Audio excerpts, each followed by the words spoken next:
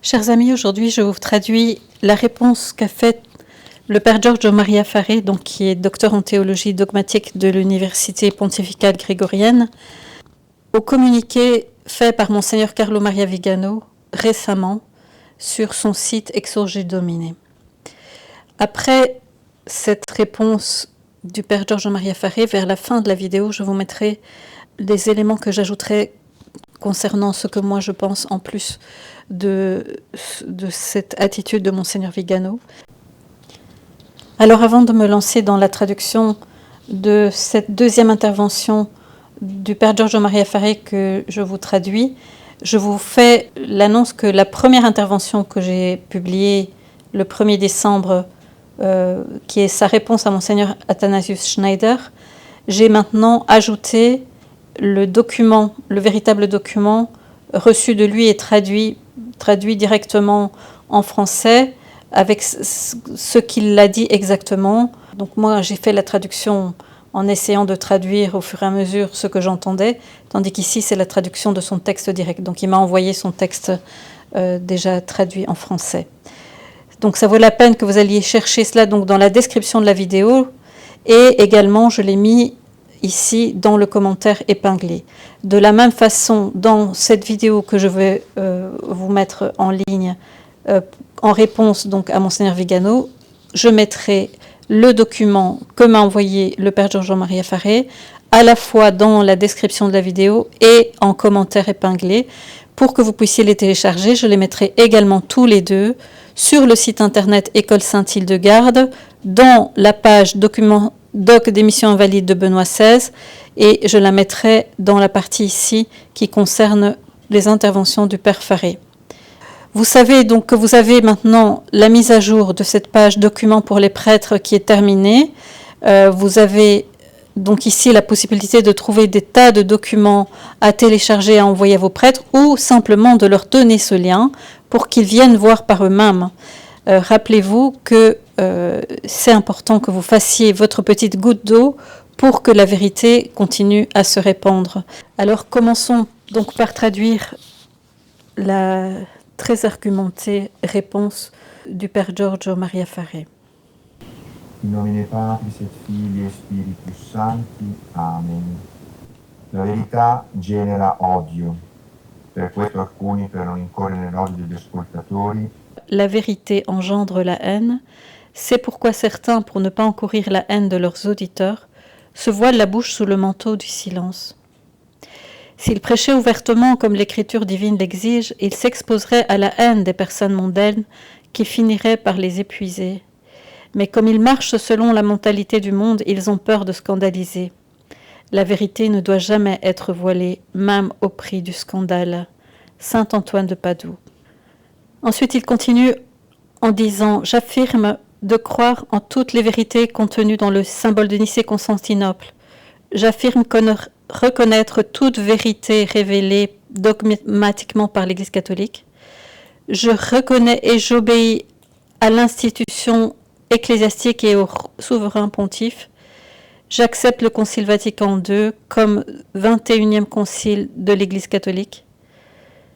Mon homélie du 13 octobre a voulu montrer une vulnérabilité dans la déclaration de Benoît XVI, vulnérabilité qui la rend nulle et invalide. À cause de cela, l'élection successive est nulle et invalide, jusqu'à ce que tout soit révisé par les autorités compétentes. Je me rends disponible à mes supérieurs ecclésiastiques pour une correction et je suis prêt à renier tout ce que j'ai dit si on me montre preuve en main que je me suis trompé. Alors il continue en disant qu'il demande la prière pour lui parce qu'il en a bien besoin. Ce soir, je lirai une réponse au communiqué fait par le Monseigneur Carlo Maria Vigano le 30 novembre sur son site Exsurge Domine. Je vous lis la réponse que j'ai écrite, vu que beaucoup d'entre vous m'avaient écrit pour me demander de répondre et d'intervenir.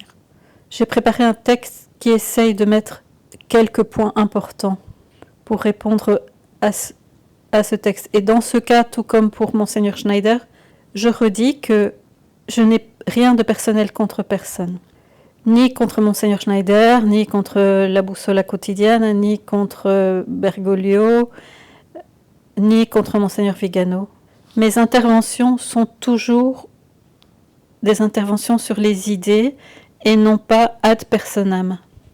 Elles sont des réponses à des communiqués qui ont été faits ou des articles publiés. Et ça regarde toujours les idées et non les personnes.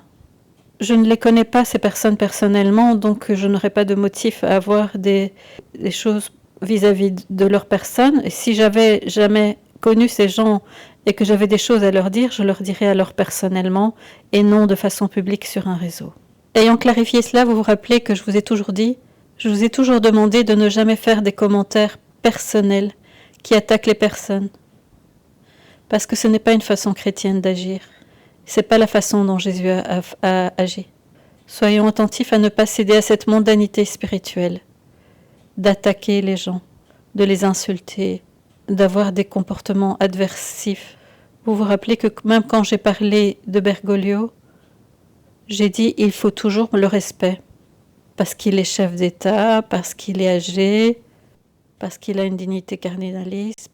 Et même s'il n'y avait aucune de ces raisons-là, pour n'importe quel être humain, même pour les plus humbles, il faut toujours le plus grand et le maximum de respect. Toujours. Parce que comme on nous l'a enseigné, à partir du moment où on manque de respect à quelqu'un, on se retrouve automatiquement du mauvais côté. Après ce petit intermède, je commence maintenant à vous lire le texte que j'ai préparé. La déclaration publiée par l'ancien archevêque Monseigneur Carlo Maria Vigano via son site Exsurge Domine frappe au premier abord par son ambition herméneutique. Structurée comme une leçon de philosophie de l'histoire à travers une méthode généalogique, elle tente de rendre compte de l'état actuel de l'Église à partir du Concile Vatican II. Voyons maintenant ce qui concerne le Concile Vatican II. Comme on le sait en ce qui concerne le Concile et bien d'autres sujets, ma position est radicalement différente de celle de Monseigneur Vigano. Nous n'avons en commun, mais pour des raisons très différentes, que la conviction de l'invalidité de la déclaration et donc de l'illégalité de l'élection qui a suivi. Mais même sur les raisons qui auraient poussé Benoît XVI à la faire, il y a une divergence totale entre nous. Cependant, Monseigneur Vigano, d'une manière inexplicable, contourne complètement les dispositions combinées des articles 76 et 77 de la Universi Dominici Gregis, selon lesquels, si la renonciation est invalide, l'élection subséquente est également automatiquement invalide, sans qu'il y ait besoin d'aucune déclaration d'aucune sorte à cet effet. Quels que soient les motifs du déclarant la renonciation de Benoît XVI, qu'il ait été un saint en siège empaché ou un hérétique moderniste, comme le prétend Monseigneur Vigano, est invalide et pourrait donc être facilement contesté afin de faire déclarer la nullité de l'élection de Bergoglio en tant que pape avec de bonnes raisons. Monseigneur Vigano estime que François n'est pas pape pour cause d'hérésie ou de simple appartenance à ce qu'il appelle la secte conciliaire, à laquelle appartiendraient tous les vrais papes jusqu'à Benoît XVI. Comme on le voit, un véritable fossé nous sépare. Cette première donnée est à elle seule intéressante car elle montre que le front illégitimiste s'est désormais élargi au point d'accueillir des positions très différentes. Comment résumer la pensée complexe de Monseigneur Vigano exprimée au cours de ces dernières années de communiqués glaciaux et d'inaction totale? En 5 mots, en fait. Tout est de la faute du Concile. C'est en effet cela, étonnamment toujours et seulement cela, la thèse qui revient dans ses analyses, comme si avant 1960 l'Église avait été une assemblée d'anges, alors que depuis le Concile Vatican II jusqu'à aujourd'hui, elle serait maintenant une assemblée de démons. Monseigneur Carlo Maria Vigano estime que le Concile Vatican II marquerait le début du déclin de l'Église catholique, amorcerait une révolution permanente qui se poursuivrait encore plus férocement que jamais. Les papes conciliaires et post-conciliaires de Jean XXIII à Benoît XVI seraient tous complices de la subversion théologico-spirituelle de l'Église, dont la papauté bergolienne serait l'aboutissement physiologique. Au Saint-Père Benoît XVI, Monseigneur Vigano réserve des accusations telles que celle d'être hégélien, d'avoir contribué à la ruine de la papauté, de n'être que le moment positif du processus révolutionnaire qui a défiguré l'Église, et donc en substance d'être en harmonie avec les intentions de démolition du cardinal Bergoglio. Pour Vigano, il n'y a que le Ratzinger ami de Rainer, le Ratzinger progressiste. C'est tout simplement injuste et malveillant, car le cardinal Ratzinger lui-même, après le Concile Vatican II, a déclaré à plusieurs reprises et démontré dans les faits être très critique à l'égard d'une certaine théologie postconciliaire qui utilisait le Concile comme alibi pour sa propre malfaisance. Je reproduis ici une partie de l'interview du préfet Ratzinger publiée dans le texte de Vittorio Messori, Rapport sur la foi. Il écrit en citant les paroles du cardinal Ratzinger. « Je suis convaincu que les échecs que nous avons rencontrés au cours de ces 20 dernières années ne sont pas dus au vrai concile, mais au déchaînement à l'intérieur de l'Église de forces agressives et centrifuges latentes, peut-être irresponsables ou naïves, d'un optimisme facile, d'une focalisation sur la modernité qui a confondu le progrès technique d'aujourd'hui avec un progrès authentique et intégral. Et à l'extérieur de l'Église, à l'impact d'une révolution culturelle, l'affirmation en Occident de la classe moyenne supérieure, de la nouvelle bourgeoisie tertiaire, avec son idéologie libérale radicale d'inspiration individualiste, rationaliste et hédoniste.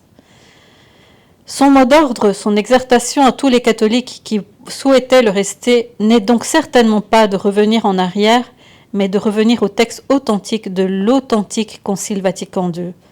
Pour lui, répète-t-il, défendre la vraie tradition de l'Église aujourd'hui, c'est défendre le Concile Vatican II. Et c'est aussi notre faute si nous avons parfois donné le prétexte à la droite comme à la gauche de penser que Vatican II était une déchirure, une fracture, un abandon de la tradition. Il y a au contraire une continuité qui n'autorise ni les retours en arrière, ni les bonds en avant, ni les nostalgies anachroniques, ni les impatiences injustifiées. C'est à l'aujourd'hui de l'Église que nous devons rester fidèles, pas à l'hier ni à demain, et cet aujourd'hui de l'Église, ce sont les documents du Concile Vatican II dans leur authenticité, sans les réserves qui les amputent, et sans l'arbitraire qui les défigure. Je fais ici une pause pour vous montrer que le père Giorgio Maria Faré connaît très bien ce thème du Concile, parce que dans une de ses playlists sur sa chaîne, vous voyez Sacrosanctum Concilium, il a fait plus de 29 catéchèses sur les textes du Concile, pour les commenter. Il continue en disant « On peut lire le discours de sa sainteté Benoît XVI à la curie romaine à l'occasion de la présentation des vœux de Noël du 22 décembre 2005, et dans ce discours, Benoît XVI définit comme une herméneutique de la discontinuité l'interprétation de la théologie postconciliaire qui génère une rupture avec la tradition de l'Église. J'ai déjà expliqué que l'infiltration maçonnique dans l'Église, qui a commencé systématiquement au début du XIXe siècle et s'est développée lentement avec l'intention d'occuper des positions de pouvoir dans la hiérarchie ecclésiastique afin de pervertir la doctrine catholique, cela montre que rien de nouveau n'a commencé avec le Concile Vatican II, mais qu'il s'agissait d'un processus qui est déjà en cours depuis un certain temps. Ce processus s'est poursuivi plus ou moins silencieusement au fil des décennies. Le Concile Vatican II n'y est pour rien. En effet, j'ai déjà expliqué que les documents produits par le Concile Vatican II n'enseignent rien de répréhensible par rapport à la doctrine catholique, mais que ce sont plutôt les applications post-conciliaires du Concile qui ont répandu l'esprit révolutionnaire néo-moderniste parmi le clergé et les fidèles. La franc-maçonnerie à l'intérieur et à l'extérieur de l'Église a contrôlé la communication ecclésiastique et médiatique du Concile et de ses documents en fomentant la manipulation de ses enseignements et en encourageant une série de changements qui ont causé de très graves problèmes, qui aujourd'hui culminent dans la situation que nous connaissons tous. L'expression suivante de Monseigneur Vigano suffirait à elle seule à clore tout dialogue ici. Voici son expression « Nouvelle ecclésiologie hérétique de Vatican II ».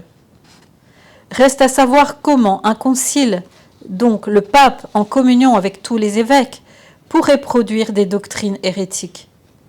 La position de Monseigneur Vigano est clairement schismatique, parce qu'elle met radicalement en doute la sainteté du concile et donc de l'Église elle-même, puisqu'il n'y a pas d'institution plus sacrée et plus solennelle qu'un concile œcuménique.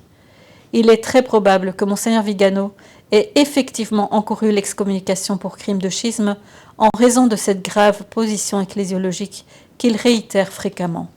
Je vais maintenant discuter de la structure argumentative du texte de Monseigneur Vigano. Comme je l'avais prévu, il se lit plutôt comme un cours de philosophie de l'histoire. La contribution d'un philosophe est très évidente, tout comme l'effort de tout ramener à la dialectique hegelienne.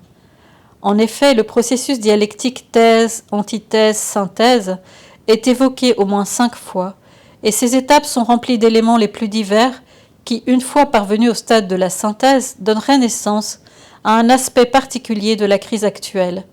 Toute cette insistance sur Hegel est due au fait que Benoît XVI aurait été jusqu'au dernier jour de sa vie, d'après Monseigneur Vigano, un hegelien impénitent, façonné par l'idéalisme allemand, qui aurait été capable de réconcilier les contraires et de réussir à faire cohabiter le bien et le mal, la sainteté et l'impiété. Je n'entrerai pas dans la question philosophique pour ne pas rendre trop complexe ma réponse qui se veut informative. Cependant, je conteste la méthode suivie par Monseigneur.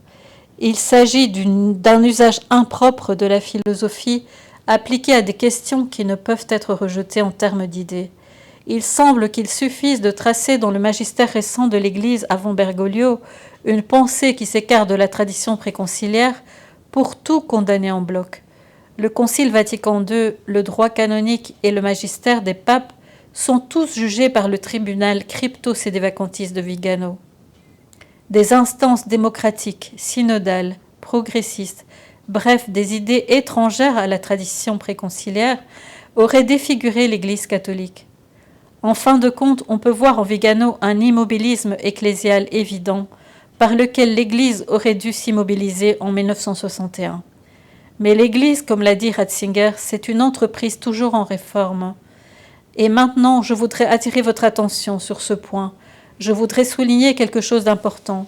Il est vrai que certains des éléments théologiques promus par Vatican II, par exemple la dimension historique de la révélation, la décentralisation hiérarchique apportée par Lumen Gentium, la refonte de la dignité de la personne ou la valeur de la liberté religieuse, sont également communs à des doctrines hétérodoxes, voire hérétiques comme le modernisme.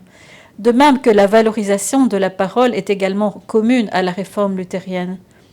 Mais cela n'a aucune valeur probante. L'Église a l'intelligence et la sainteté de tout passer au crible et de ne retenir que ce qui est bon, comme disait saint Paul. Saint Thomas d'Aquin doit une grande partie de sa pensée à Aristote, qui est païen, ou à Avicenne, qui est musulman. De nombreuses idées de notre saint docteur étaient communes aux païens et aux musulmans, et pourtant aucun traditionnaliste ne songerait à le qualifier d'hérétique.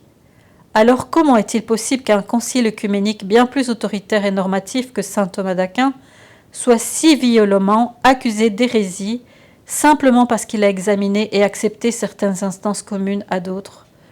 Souvenons-nous toujours de la phrase de saint Thomas d'Aquin « Omne verum a quocum quid dicatur a Spiritus Sanctu est ». Toute vérité dite par quiconque vient de l'Esprit Saint. Somme théologique.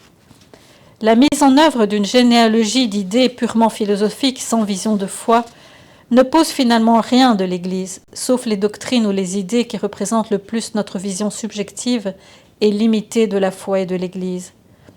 Ce texte de Monseigneur Vigano est un exemple plastique de la façon dont il ne faut pas utiliser la philosophie, et je l'en remercie car même si c'est un contrepoint, c'est toujours un signal pour apprendre la méthode correcte de faire la philosophie.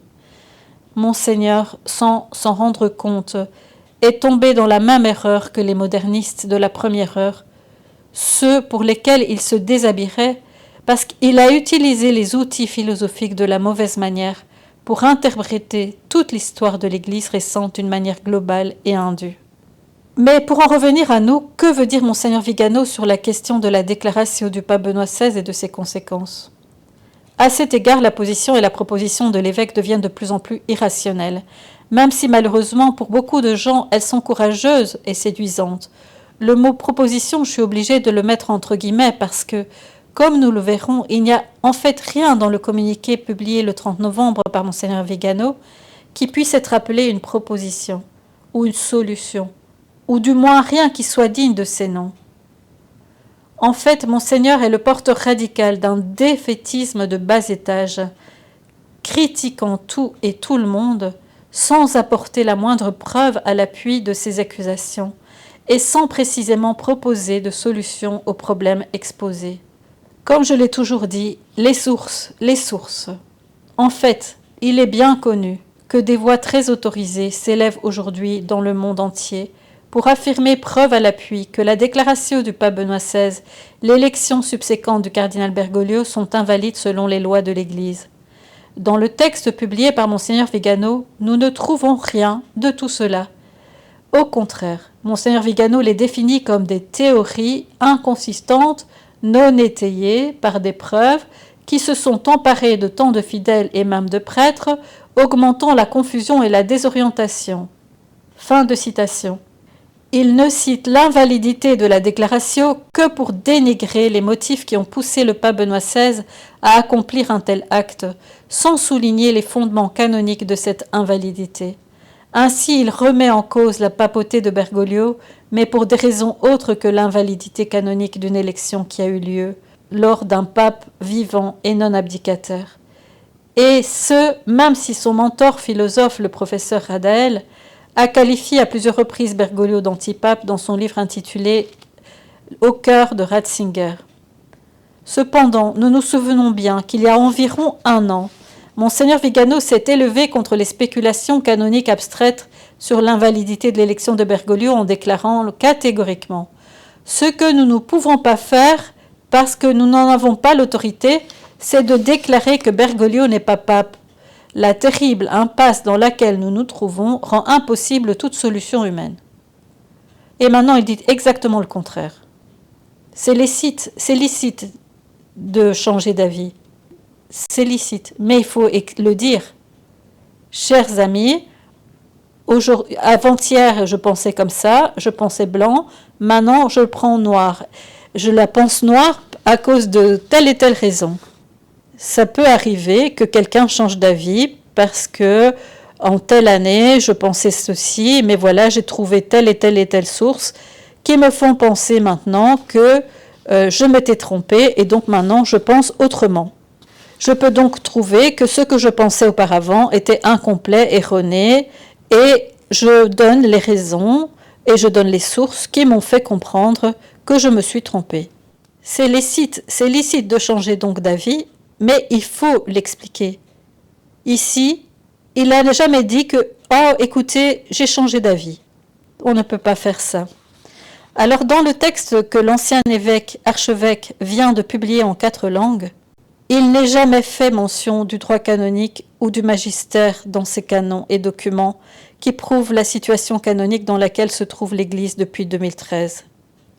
Comme l'a écrit à plusieurs reprises le docteur Andrea Cianci, Vigano évite complètement et à dessein, étant donné qu'il a été abondamment informé, de citer les dispositions combinées des articles 76 et 77 de Universi Dominici Gregis, qui stipulent explicitement que si la renonciation du pape n'est pas conforme au canon 332 paragraphe 2 qui exige la renonciation monus, ce qui n'a jamais eu lieu, l'élection est nulle et non avenue sans qu'il y ait besoin d'aucune déclaration d'aucune sorte. Monseigneur ne mentionne jamais le siège empêché auquel le pape Benoît XVI a été relégué avec la convocation du conclave de 2013. Il ne mentionne pas du tout les manipulations que le texte de la déclaration a subies, ni il ne parle des traductions falsifiées publiées par le Saint-Siège. Et pourtant, moi, dans le PDF des homélies, j'ai donné les preuves de tout cela.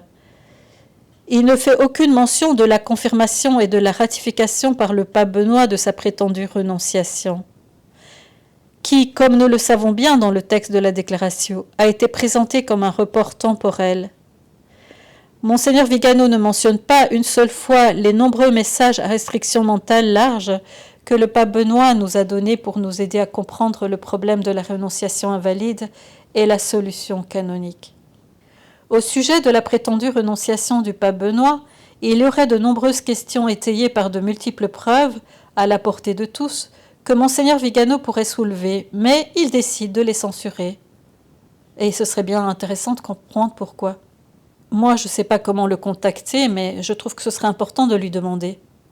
Entre savants, il faudrait pouvoir s'envoyer des questions et se confronter. Entre personnes qui pensent différemment. ils s'écrivent. Et moi, il y a des gens qui me contactent pour me poser des questions, ils pensent différemment de moi et me posent des questions. C'est juste, moi je suis atteignable. Je ne suis pas Dieu sur le mont et je ne suis pas dans les nuages. Je suis un savant et donc je suis contactable. Si jamais vous connaissez la façon de contacter Monseigneur Vigano, dites-le moi. J'aimerais bien le rencontrer et discuter avec lui. Donc au sujet de la prétendue renonciation du pape Benoît, il y aurait de nombreuses questions étayées par de multiples preuves à la portée de tous que Monseigneur Vigano pourrait soulever, mais il décide de les censurer. Cependant, nous constatons qu'il n'hésite pas à donner une large place aux thèses et aux déductions théologiques sans aucune preuve ou démonstration à l'appui. En effet, dans le discours de Monseigneur Vigano, il y a au moins 5 points argumentatifs fondamentaux basés sur des rumeurs ou des confidences pour lesquelles il ne fournit aucune source. Il y a des gens qui, comme source, ils ont l'élocution intérieure, les prophéties. Puis on a ceux qui pensent de la hauteur de leur pensée. Puis on a ceux qui ont des rumeurs et des voix qui leur disent des choses, des gens ont des confidences qui leur ont faites. L'ami de l'ami de l'ami qui m'a dit ça. Puis on a ceux qui ont les confidences. Et puis vous avez le Père Georges. Et moi, c'est seulement sur les sources. Je veux les sources objectives. Et j'insiste et je répète, il faut les sources. Toutes les sources doivent être données et qu'on puisse tous les étudier. Alors, voyons ces 5 nœuds argumentatifs qui se basent sur des confidences. La première, c'est une confidence faite à Vigano par le cardinal Brandmüller pour corroborer la thèse d'un Ratzinger qui pensait déjà dans les années 70 à la papauté émérite. Les preuves, il n'y en a pas. Moi, je ne peux pas me fonder sur des voix, sur des on-dit. Une autre confidence lui aurait été faite par un assistant de confiance de Benoît XVI qui, en 2020, aurait confié à Vigano que Ratzinger voulait se retirer dans la vie privée alors qu'il était encore pape. Pas de source. On ne sait pas le nom, rien d'écrit, et c'est seulement lui, Vigano, qui le sait. Je vais faire une incision. Ne vous fiez jamais de quelqu'un qui vous a dit qu'il a les confidences venues de moi. C'est l'ami de l'ami du secrétaire du Padre George qui a dit qui lui a confié dans le secret que personne ne connaît. Moi, je suis très réservée et je ne dis pas aux gens des choses personnelles. Et ce que je dis, je l'écris et je le dis en face. Donc, ne vous fiez jamais sur des gens qui disent des on-dit de ma part. Troisième chose, la confidence d'un éminent prélat, ça c'est gros, qui confirmerait l'invalidité du conclave qui a élu Bergoglio. Donnez le nom. C'est qui? Mais qui sont ces gens? Est-ce que c'est le gars qui tient la friterie juste ici en bas? Excusez-moi si je ris, mais sincèrement, c'est pas sérieux. Et puis maintenant, c'est la grosse... les fantomatiques lettres,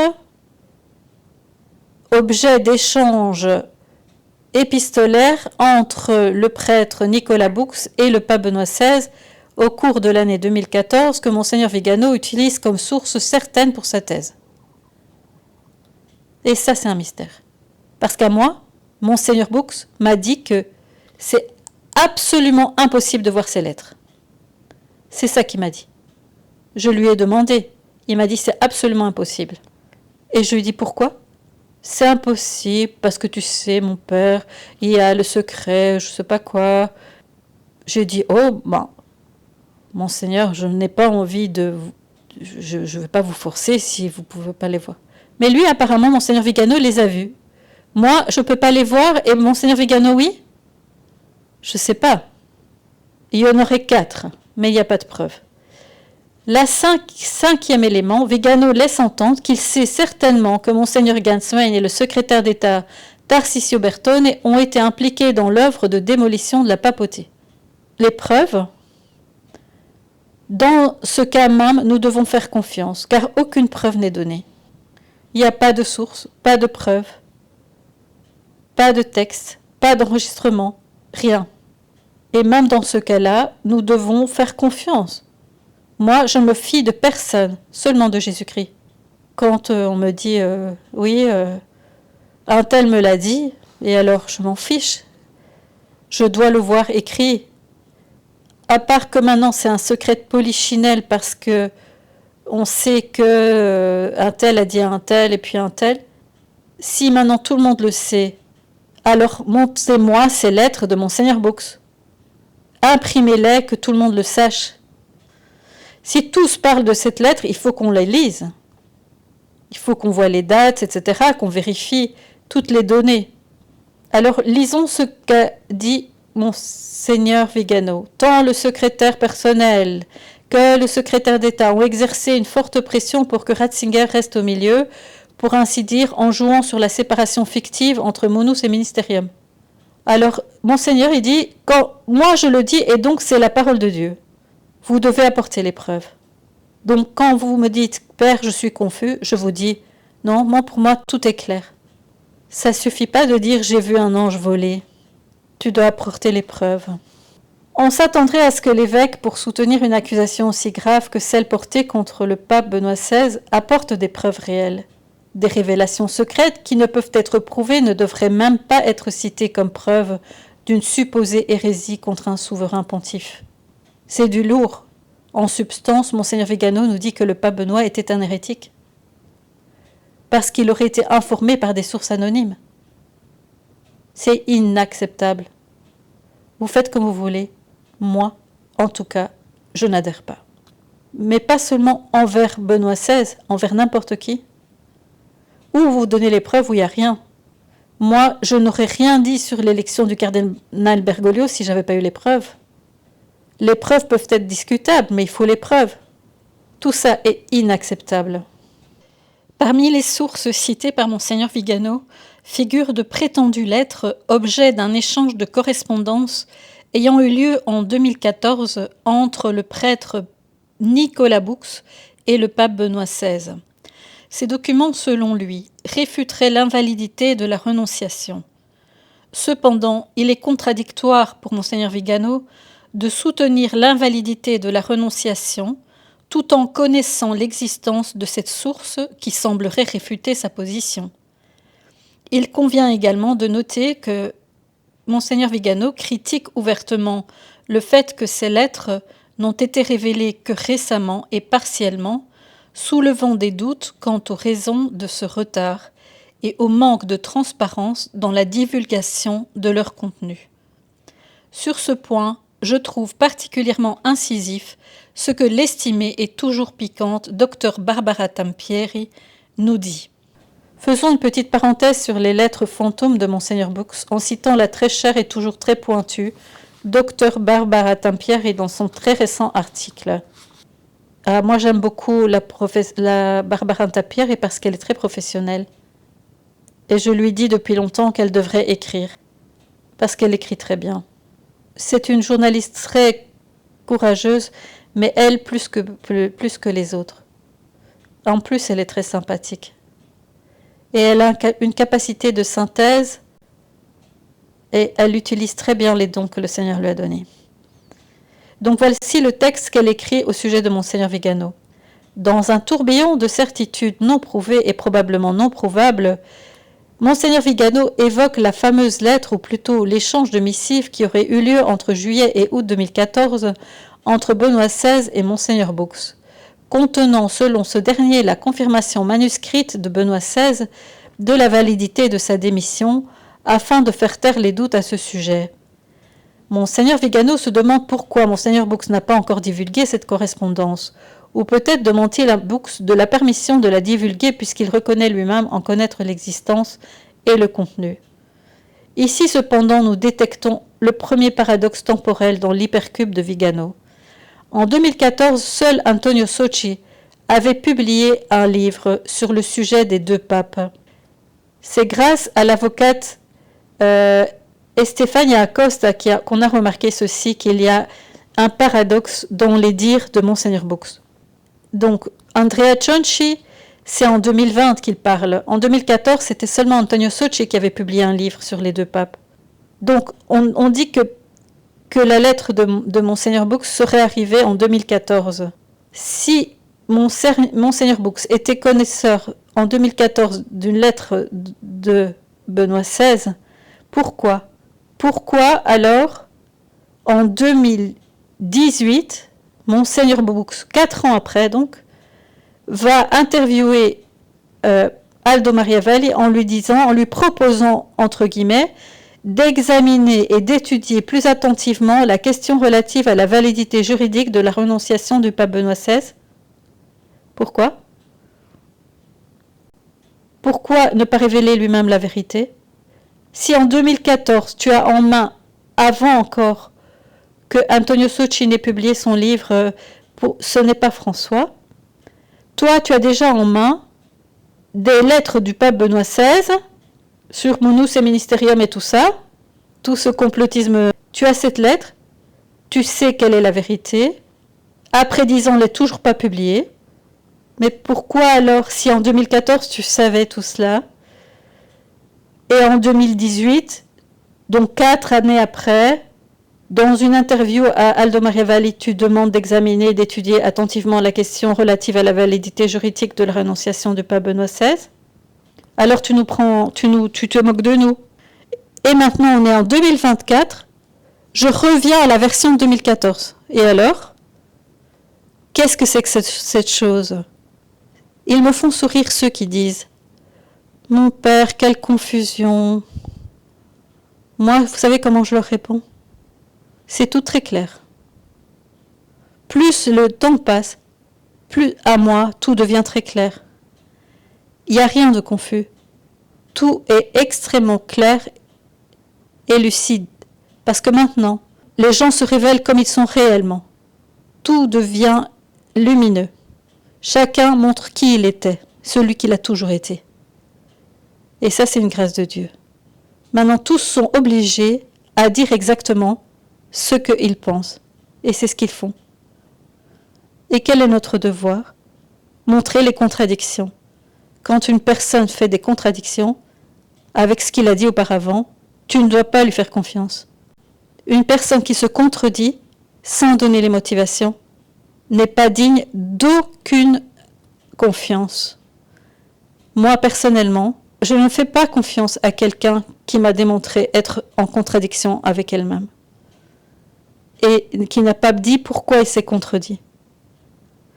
Elle s'est contredite en espérant que personne ne se rende compte de ce qu'elle avait dit avant. Et quand on le retrouve dans les mains, dans la confiture, en ce qui me concerne, terminé. Moi, plus aucune confiance. Donc quand vous me dites « Mon père, je suis confus », moi je vous dis « Non, tout est très clair ». Oui, quand vous me dites « Oui, mais il y a personne qui a la vérité en poche » et que chacun aurait une partie de la vérité, et moi je vous réponds « Non ». Ce n'est pas vrai que chacun aurait une partie de la vérité. Non. La vérité, il y en a une. Il y a une vérité. Et c'est Jésus-Christ. Toutes les personnes qui opèrent pour la vérité apportent la vérité. Pas une partie de la vérité.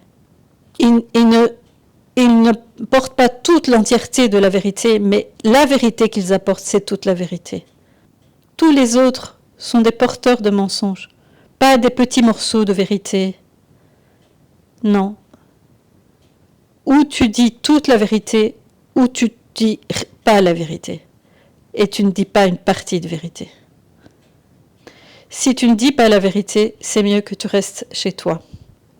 Et quand tu dis la vérité, tu dois montrer les preuves. Et ici, la doctoresse Barbara Tampieri a montré, comme l'avocate Estefania Acosta. Moi, je n'en étais pas rendu compte parce que je ne savais pas qu'il y avait eu cette interview de Monseigneur Bux avec Aldo Maria Valli. C'est l'avocate Estefania Acosta qui m'a fait remarquer. Elle m'a dit, mon père, vous rappelez-vous de cette lettre? Attention, il y a une contradiction. Moi, je ne savais pas ça, qu'il y avait eu cette interview avec Aldo Maria Valli. Donc ça, c'est une confirmation ultérieure de ce que je m'étais déjà dit qu'il y avait une contradiction. Et j'ai eu les preuves. Avec tout ça, je dis, et l'un et l'autre, allez, au revoir. Vous racontez des histoires. je ne vous donne aucune confiance. Maintenant, voyons quelle est la véritable signification du titre de pape émérite qui était mal compris par Monseigneur Vigano. Monseigneur Vigano écrit « Benoît XVI a alors eu recours à l'invention du pape émérite, tentant, en violation de la pratique canonique, de maintenir vivante l'image du fin théologien et du défenseur traditionnel que son entourage avait construite. » C'est pesant quand même, comme accusation. Fin de citation. Comme l'a bien expliqué le Dr Cianci en fondant sa démonstration sur le droit canonique et non sur des révélations secrètes de qui que ce soit, la signification de la papauté émérite est très différente de la conduction de l'évêque émérite. Elle conduit directement au siège empêché dans lequel le pape Benoît XVI a été contraint par la convocation d'un conclave alors que le pape n'était pas mort et pas abdicataire, parce que sa renonciation n'était pas conforme au canon 332, paragraphe 2. Expliquons brièvement ce passage. Tous les évêques, à partir du jour de leur consécration épiscopale, reçoivent à la fois le monus qui correspond à l'être évêque, c'est-à-dire le titre, l'investiture, et le ministérium, c'est-à-dire le pouvoir pratique de l'être évêque. Le monus de l'évêque est de nature sacramentelle et en tant que tel, il est indélébile. Le canon 402 réglemente l'éméritat que l'évêque atteint à l'âge de 75 ans, par lesquels il perd le ministérium, c'est-à-dire le pouvoir pratique d'exercer les fonctions propres à l'évêque. Mais il conserve le monus précisément parce qu'il est indélébile. Dans le cas de l'évêque de Rome, le souverain pontife, il en va différemment. Son élection papale n'est pas de nature sacramentelle, mais il s'agit d'une charge, d'une primauté de juridiction qui n'est accordée qu'à l'évêque de Rome. Ainsi, par exemple, en cas de renonciation valide, le souverain pontife renoncerait validement à la fois au monus et au ministérium reçu. Il n'y a qu'un seul cas où le pape conserve le monus en ne perdant que le ministérium. C'est le cas du siège empêché, canon 335 et 412, pour lequel il est enfermé, exilé, emprisonné et il n'a pas la liberté de parler. Dans cette condition, le pape reste pape, mais il ne peut pas exercer sa charge et son ministérium précisément parce qu'il est empêché, et c'est ce qui s'est passé avec la convocation du conclave du 1er mars 2013.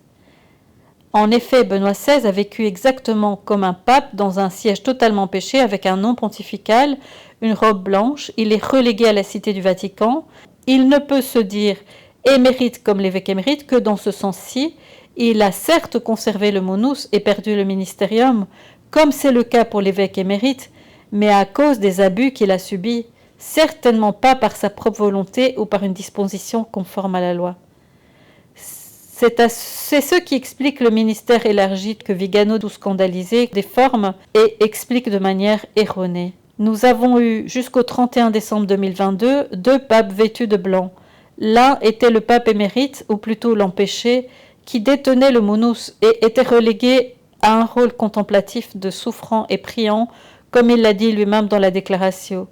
Et l'autre exerçait et exerce abusivement le ministérium sans posséder le monus pétrinien. Monseigneur Vigano va même jusqu'à démontrer sa méconnaissance de l'histoire récente la plus glorieuse de la papauté.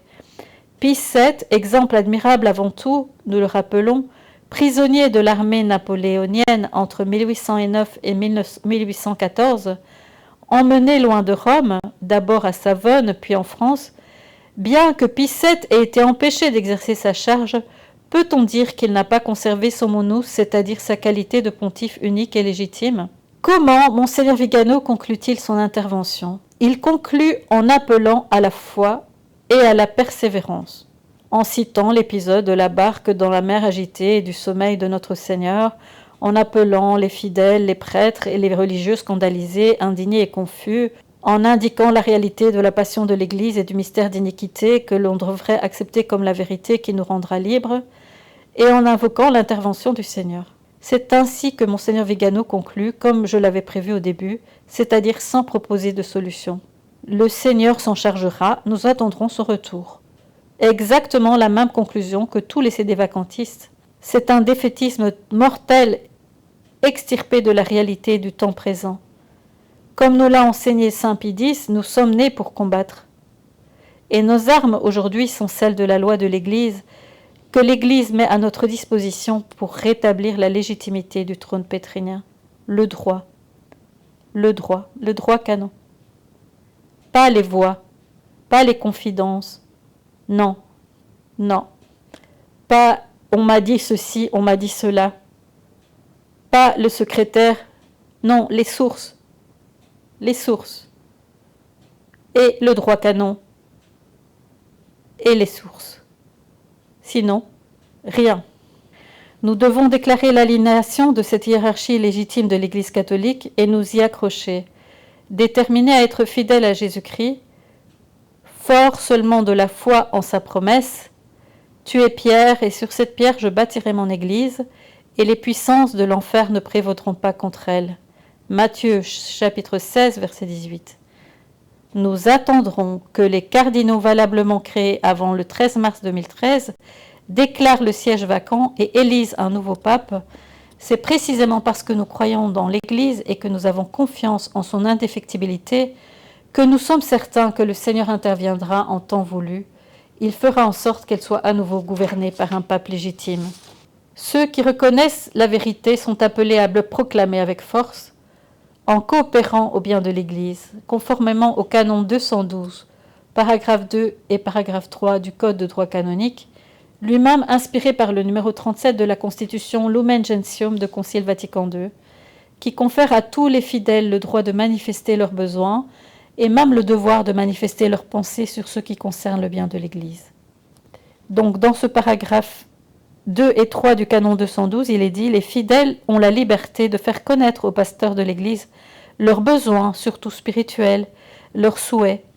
Selon le savoir, la compétence et le prestige dont ils jouissent, ils ont le droit et le devoir de donner aux pasteurs sacrés leur opinion sur ce qui touche le bien de l'Église et de la faire connaître aux autres fidèles, en restant sauve l'intégrité de la foi et des mœurs et la révérence due aux pasteurs, en tenant compte de l'utilité commune et de la dignité des personnes. » Et donc, moi, ce que je vous conseille, dit le Père Giorgio Maria Faré, c'est que vous pouvez faire connaître cette vérité autour de vous, ainsi que utiliser la possibilité de signer des pétitions pour que les cardinaux entendent votre voix de fidèles.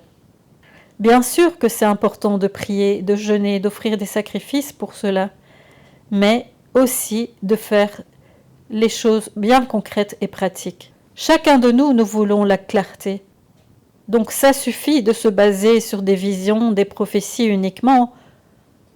Faites ce procès, venez à la lumière avec ce qui s'est passé au moment de la déclaration de Benoît XVI, que tout le monde sache ce qui s'est passé. Alors le problème est résolu. Au lieu de faire des secrets, des confidences, des ceci derrière le dos de quelqu'un. Tout ça, c'est des choses qui ne veulent rien dire. Alors si jamais le docteur Cianci avait tort et qu'il est condamné avec tous ses avocats et ses canonistes et ses latinistes, alors on saura qu'ils avaient tort. Et si ils avaient raison, alors on saura qu'ils avaient raison. Donc, qui que vous soyez pour ou contre, tous, c'est pour le bien de tous qu'il doit y avoir cette clarification dans l'Église, et que ce tribunal prenne cette enquête en main, et que les cardinaux se réveillent et disent la vérité. Et donc, oui, vous pouvez aussi, par exemple, faire connaître l'ensemble de ces choses à vos prêtres autour de vous, faire connaître la vérité. Ça, c'est faire un petit peu participer à faire arriver la vérité partout. C'est nécessaire. Je voudrais d'abord vous encourager à aller voir les 2 autres vidéos où je m'adresse à Monseigneur Vigano. C'est donc dans la playlist d'émissions Invalides de Benoît XVI, c'est la vidéo 18 et 19. Appel et questions à Monseigneur Vigano il y a 5 mois. Et plus récemment, second appel à Monseigneur Vigano sur sa lettre à Taylor Marshall. Donc, c'est des appels où je lui disais, mais vous vous contredisez un peu parce que vous avez dit en 2020 que vous savez que Benoît XVI avait son courrier intercepté par son secrétaire. Et puis, vous faites comme si, en réalité, il était tout à fait en accord avec ce qui se passe, alors que vous savez très bien qu'il était entouré de traîtres. Donc, La Vierge Marie à Avola, je lui en reparle, dit bien que Benoît XVI est entouré de traîtres, que son courrier est intercepté, qu'on répond à sa place. Et ça vient expliquer aussi les fameuses lettres de Monseigneur Bux, reçues soi-disant de Benoît XVI. Pour moi, ces lettres sont des faux. Elles sont écrites par le secrétaire particulier de Benoît XVI, qui en a écrites certainement plusieurs au nom de Benoît XVI. Déjà, même quand il était encore en exercice, quand il n'était pas encore empêché. Donc pour moi, la vérité, c'est que la Sainte Vierge en dévoile plusieurs choses à Avola, mais avec les faits objectifs que Don Vigano avait témoigné en 2020, et il revient sur sa façon de comprendre la situation, parce qu'apparemment en 2022, il a encore demandé, il aurait dit, Vigano, si il s'avère que la démission de Benoît XVI est invalide, alors tout est résolu, l'élection de François est invalide. Il a dit ça en 2022, et puis il est parti dans une autre position, où il va très clairement prendre la position, c'est des vacantistes. Alors, par rapport à ces traditionalistes, ces vacantistes, je vous conseille la vidéo ici, qui est la vidéo numéro 17, toujours de la même playlist, qui s'appelle « Un avocat, Giacomo Maria Prati, parle à un certain traditionalisme ». Elle est vraiment très bien faite pour parler aux traditionalistes qui se disent traditionalistes, mais qui en réalité n'écoutent pas le catéchisme de Saint Pie X, qui dit qu'il faut obéir au vrai souverain pontife avec beaucoup de révérence. Donc, tous ces vacantistes, entre guillemets, ne connaissent pas leur catéchisme. Autre chose, cet avocat, Giacomo Maria Prati, explique qu'il y a certainement parmi les traditionalistes des francs-maçons infiltrés. Il en a la preuve parce qu'il y en a parmi eux qui citent constamment un auteur des années du 19e siècle, mais qui est complètement franc-maçon, et qui se faisait passer pour chrétien, mais qui affirmait sa franc-maçonnerie jusqu'à sa mort. Et donc, ils le mettent un peu comme si c'était un saint homme parmi eux. Donc, il faut savoir que les FM n'ont pas que infiltré les modernistes, ils ont infiltré aussi les traditionalistes. Et donc, parmi eux, il y a des gens qui sont déguisés en personnes qui sont traditionalistes, mais qui, en réalité, sont de l'autre bord. Et donc, je vous invite à faire très, très attention à tous ces pièges-là, à tous ces pièges contre lesquels le Seigneur et sa mère nous ont mis en garde. Et je voulais faire référence, entre autres, dans une des vidéos que j'avais faites sur les messages de la vraie vie en Dieu à Vassoula, j'avais montré qu'il y avait eu une intervention du Seigneur pour Monseigneur Lefebvre avant qu'il ne consacre les 4 évêques.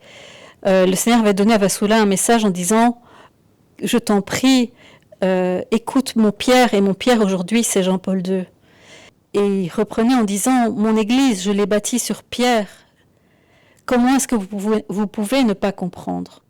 De la même façon, la Sainte Vierge Marie est intervenue auprès de Don Gobi, aussi juste un peu après le schisme de Monseigneur Lefebvre, où elle a dit « C'est une grande souffrance pour l'Église maintenant, ce schisme. » Donc il y a des personnes qui, se sentant la carrure de juger des papes, voilà, se croient tellement plus importants qu'ils sont capables de juger des pontifes, qui sont eux les gardiens de la doctrine. Ils se font schismatiques en n'obéissant pas à ceux qui sont validement élus, canoniquement élus. Et alors, dernière chose que je veux dire par rapport à toutes ces personnes qui font passer des papes, des véritables papes canoniquement élus pour hérétiques, ils sont eux-mêmes hérétiques, comme je vous l'ai expliqué, puisqu'ils ne croient pas au dogme de l'infaillibilité pontificale, qui dit que tu es pierre et sur cette pierre je bâtirai mon église, et donc il ne peut pas y avoir de pape hérétique. Ceux qui soutiennent qu'il y a des papes hérétiques sont hérétiques. Donc tous ces vacantistes, y compris Monseigneur Vigano, sont non seulement schismatiques, mais aussi adhèrent à une hérésie importante, qui est de croire qu'il peut y avoir un pape hérétique. Et je vous avais dit qu'il y avait une religieuse, je ne sais plus laquelle, qui avait donné cette parole, qu'à la fin des temps, la lumière qui éclairera les personnes sera le dogme de l'infaillibilité pontificale. Et d'autre part, il y avait une autre personne qui avait aussi prophétisé, à la fin des temps, il y aura 2 papes et les véritables catholiques sauront qui est le vrai pape. Ils sauront discerner qui est le vrai pape. Donc, à la fin des temps, le dogme de l'infaillibilité pontificale. Pourquoi ? Parce que dans toute cette confusion, ceux qui disent qu'il peut y exister un pape hérétique et qui continuent à dire que celui-là, il est pape alors qu'il est hérétique, ils adhèrent à une hérésie grave. Alors, vous voyez que ça vient, que la vision de Monseigneur Vigano, qui est complètement basée sur, comme on l'a vu, sur des on-dit et des soi-disant confidences dont on n'a aucune preuve, vient contredire aussi le fait très clair que ce droit canon avec lequel Jean-Paul II et Benoît XVI ont travaillé depuis des années pour préparer ce plan anti-usurpation parce qu'ils connaissaient le 3e secret de Fatima, lui, il le voit comme étant un plan pour démolir la papauté. En réalité, c'est un plan pour garder le munus pétrinien loin des mains du faux pape et de rendre anti-pape la personne qui allait vouloir usurper le trône. Hein, de le rendre anti-pape grâce au droit canon.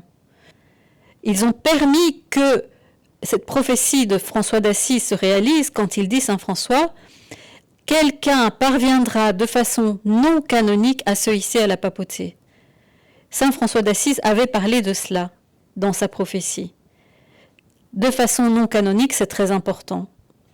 Donc, le droit canon n'est pas obsolète, comme le dit le Père Giorgio-Maria Faré à Monseigneur Schneider dans sa première intervention que je vous invite à regarder et à écouter également pour avoir toutes les lumières sur cette question.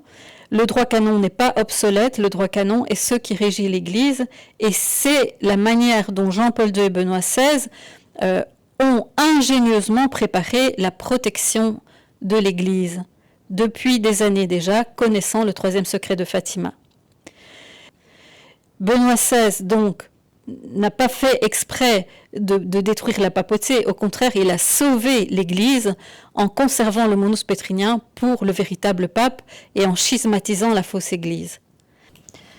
Alors je voulais aussi faire remarquer que les personnes qui sont sédévacantistes pensent que la Sainte Vierge Marie et le Seigneur Jésus se sont arrêtés de parler depuis le Concile Vatican II, qu'ils ne sont plus intervenus pour essayer de sauver l'Église. Ils nous ont laissé en plan, en gros, alors qu'ils ont parlé à Fatima ou ailleurs, mais à Lourdes, etc. Mais un jour, ils se sont tus, d'après eux. Donc, tout ce qui vient après 1960, c'est faux pour eux. Et malheureusement, ils perdent toutes les interventions que le Seigneur a données. Et déjà, à Garabandal, la Vierge Marie avait dit « il reste encore 3 papes avant la fin des temps ». Et à Conchita, elle dit « oui, il en reste encore 3 avant la fin des temps. Enfin, il y en a un 4e, mais que je ne compte pas parce qu'il durera vraiment très peu. C'était Jean-Paul Ier qui va être assassiné après 33 jours. Donc les 3 papes avant la fin des temps que la Vierge donne à Conchita sont Paul VI, Jean-Paul II et Benoît XVI, donc après Jean XXIII, après la mort de Jean XXIII. De la même façon également, on a la tilma de Notre-Dame de Guadalupe qui montre la succession de tous les papes depuis l'apparition de Notre-Dame de Guadalupe. Et quelqu'un m'a fait remarquer récemment que non seulement ça, mais au moment de l'apparition à la rue du Bac, la Sainte Vierge Marie a 12 étoiles et il reste également 12 papes depuis cette date-là jusqu'à Benoît XVI. Donc, il y a tellement de signes qui montrent que les papes s'arrêtent à Benoît XVI, et si on a aussi également la prophétie de Malachie qui donne la liste des papes jusqu'à Benoît XVI, avec des petites phrases qui les décrivent, et pour Benoît XVI, c'est De Gloria Olivae, donc la gloire de l'olivier, l'olivier qui est Jésus-Christ, qui passe par le pressoir, dont l'huile est pressée à Gethsémani. Benoît XVI, comme le Christ, va être pressé, mis à mort spirituellement, crucifié pour vivre la passion de l'Église. Benoît XVI va être cette gloire de l'olivier, il va être pressé, mais il est dans la gloire. Benoît XVI, peu de gens l'ont compris, mais encore une fois, à Vasoulariden, Jésus va dire « Je vous en prie, gardez-vous de tous ceux qui diront du mal de mon pape, de son véritable pape. Et éloignez-vous de tous ceux qui essaieront de vous entraîner dans un non-amour de mon pape. » Et il dit aussi, attention, soyez fidèles à mon pape et ne suivez pas le solide mouvement d'un autre, soi-disant pape, qui est un imposteur, qui a les vêtements d'imposteur. Donc, son pape à lui, on va en dire plein de mal. Son pape Benoît XVI, on va le salir. Et gardez toujours de l'amour pour son véritable pape. Et il va dire, mon pape, c'est celui qui garde fidèle la doctrine. Mon Église garde toujours fidèle la doctrine. Donc, qui est son pape? Qui est son Église? Celui qui garde fidèle la doctrine. Voilà qui est son pape. Et il faut garder beaucoup d'amour pour lui. Donc, tous ceux qui se sont éloignés de l'affection filiale envers Benoît XVI, comme Monseigneur Vigano l'a fait, ont perdu la route. Ont perdu la route de l'humilité et de l'amour que le Seigneur attend de nous. Humilité, amour, affection filiale pour le Pierre que le Seigneur a choisi jusqu'au bout.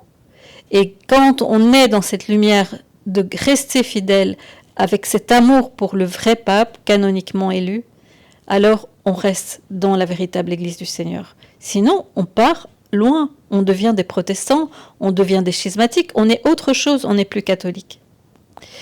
Et je profite pour faire alors encore une fois la publicité de ce site des apparitions d'Avola, où vous avez tous les messages donnés à Avola qui sont situés sur ce site. Je vous invite vraiment à acquérir ce livre qui a été écrit sur les apparitions d'Avola. Pour ça, vous voyez, il y a un lien ici. Voilà, et vous tombez sur le livre en français que vous pouvez acheter. Donc voilà, c'est en fait un livre qui est édité donc en Italie par Nino Oliva, qui est l'auteur à qui Giuseppe Oricchi a demandé de rassembler tous les messages. C'est très important pour ma part de connaître à la fois les messages du ciel et les faits objectifs, parce que les deux se confirment toujours. C'est-à-dire quand le ciel parle, véritablement, il donne les éléments objectifs qui viennent corroborer des faits bien concrets. C'est pourquoi je vous encourage à toujours avoir la bonne lumière, la lumière du ciel. Alors je voulais faire une remarque concernant ici ce que le Père Faré vient de nous dire, que c'est important, même c'est dans le droit canon, que les fidèles laïcs fassent connaître leurs demandes au clerc. Et le message que la Vierge Marie a donné en pleurant ces jours-ci au petit enfant de la Divine Volonté. Je voulais vous faire remarquer que ce message du petit enfant de la Divine Volonté reçu le 1er décembre, où la Vierge Marie était en pleurs, se confirme par cette vidéo qui a été filmée par des personnes qui étaient à la Salette en ce 8 décembre. Il y neigeait et la Vierge Marie, on voyait clairement des larmes qui partaient de ses yeux. La Vierge Marie est en pleurs et elle nous demande de surtout prier et que la victoire vient de son cœur et du cœur de Jésus et non pas de tout ce qu'on peut faire par ailleurs de façon humaine pour essayer de sauver l'Église. Ce n'est pas nous qui sauvons l'Église. La victoire, la tête, il le dit aussi au TPAC, c'est lui, c'est le Seigneur, c'est lui la tête de son Église, il est la victoire et nous devons absolument nous tourner vers les sacrements, ne pas lâcher les sacrements, demande la Vierge en pleurant, continuer à aller à la messe chaque dimanche, mettre le dimanche en premier. Et bien sûr, nous pouvons faire en plus connaître toutes ces choses-là pour que la vérité atteigne les cœurs et qu'elle ouvre, elle donne la paix au cœur, parce qu'une fois qu'on connaît la vérité, elle nous donne la paix et la joie. Mais gardons toujours à l'idée que bien sûr, comme le dit la Sainte Vierge, la victoire vient de leurs deux cœurs. Et ce n'est pas toutes ces choses-là qui amèneront, ce n'est pas nos actions humaines qui amèneront la victoire, c'est le Seigneur lui-même qui amènera la victoire avec sa mère qui écrasera la tête du serpent. Donc c'est très important de garder à l'esprit que oui, nous faisons notre petite démarche à notre niveau, de faire connaître à notre prêtre de paroisse, de signer telle et telle pétition, mais de bien savoir que ce n'est pas ça dans notre ego qui donnera, qui sauvera l'Église. Ce n'est pas nos petits gestes qui sauveront l'Église, c'est le Seigneur qui sauvera son Église. Soyons humbles aussi, nous pouvons faire des choses, nous pouvons éveiller les cœurs, et nous pouvons sauver des âmes en éveillant les cœurs à la vérité, mais toujours nous devons le faire en étant bien situés dans le cœur du Seigneur. Pour consoler la Vierge Marie, rappelons-nous vraiment de consoler notre maman, et je vous invite pour cela à venir rejoindre les différents chapelets que l'on fait chaque jour par Zoom, et également celui que l'on met sur YouTube sur la chaîne de Petit Enfant de la Divine Volonté. Et ces chapelets, vous pouvez avoir les liens si vous êtes inscrit à mon canal Telegram École Saint-Hildegarde, dont je vous mettrai le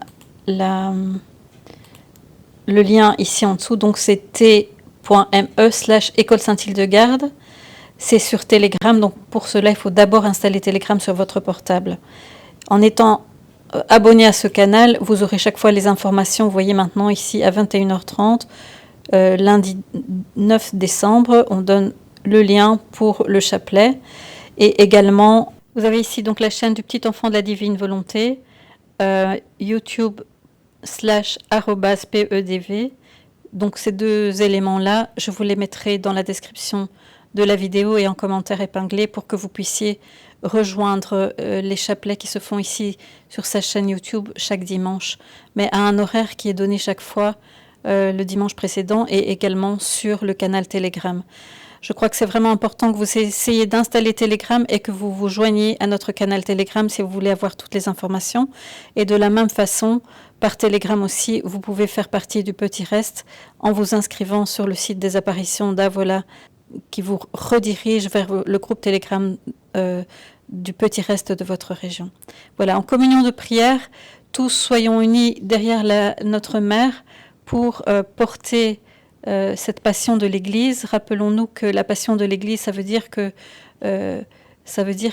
est pressé dans le pressoir comme Benoît XVI et qu'on doit pouvoir donner sa vie par amour, que c'est ça la chose la plus importante. On va vivre comme le Seigneur Jésus est passé par le pressoir et comme le chef visible Benoît XVI est passé par le pressoir, nous aussi nous passerons par le pressoir et donc nous devons être prêts à donner notre vie pour le Seigneur.